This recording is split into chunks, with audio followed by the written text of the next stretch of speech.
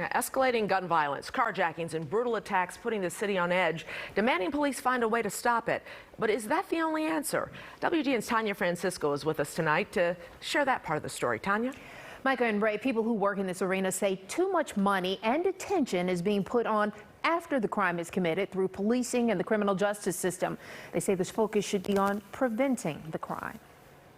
They are headline-making incidents. Police arrested a 15-year-old Wednesday who is now facing multiple charges, including murder. Not just because of the crime itself. The 12-year-old pointed a gun at her and said, "Move or I'll shoot you." But the age of the perpetrators. Victims say a boy as young as 6 years old flashed a gun before robbing them.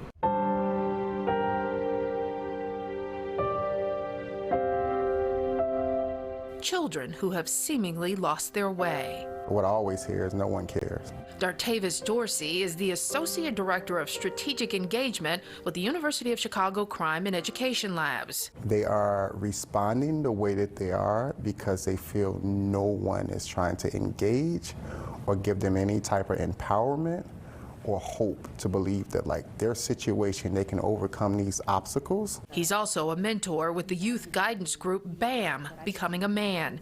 It's where he met Ron Stewart 4 years ago. He's a huge figure in my life.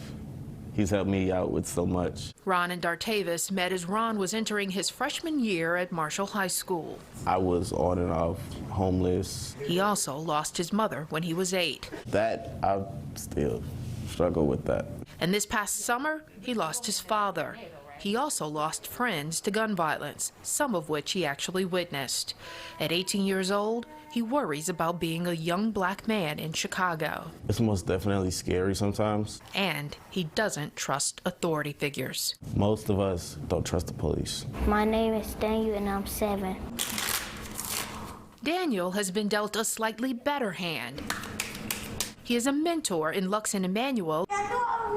That's right. That will be by his side until he graduates from high school, no matter what. He's an amazing kid, very smart. Nice.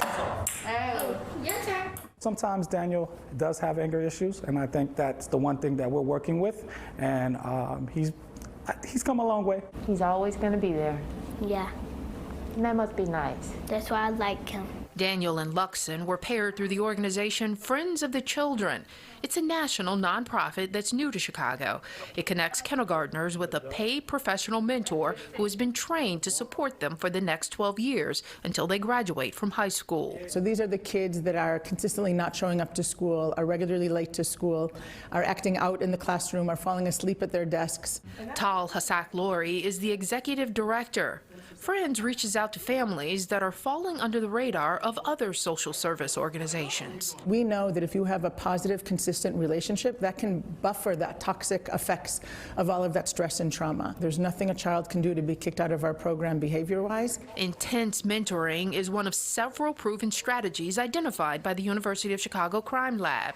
It was started 10 years ago with the idea of using data and research to figure out how to combat violence. Keeping young people engaged in school is one of the most important things we can do, and there's still much more work that needs to be done there. She also says targeting specific young people with the right programming is key. We are woefully under-investing in social programs and in social services. Ander points to research that shows just 5% of blocks on the west side of Chicago account for more than a third of all shootings.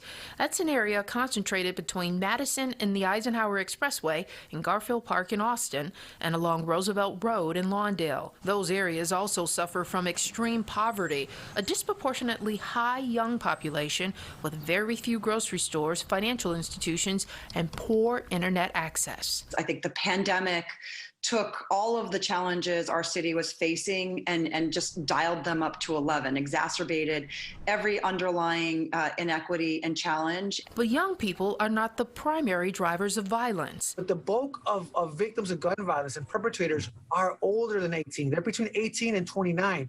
So our efforts have to be concentrated with that population. Eddie Bocanegra is the executive director of Ready Chicago. Its #1 goal is to reduce gun violence. On average, Ready participants have been arrested 18 times. 80% have been a victim of violence and 34% have been shot. But the program has connected more than 1,200 men with mental health services, housing, and a job. It's not enough to tell somebody to put their gun down. You want to give them something in return. New innovative approaches? For too long, far too often, we continue to support old initiatives, old models. For different age groups. We have to build that trust. In hopes of improving our city. We have to have uncomfortable, challenging conversations. The future of our city and our region depend on this.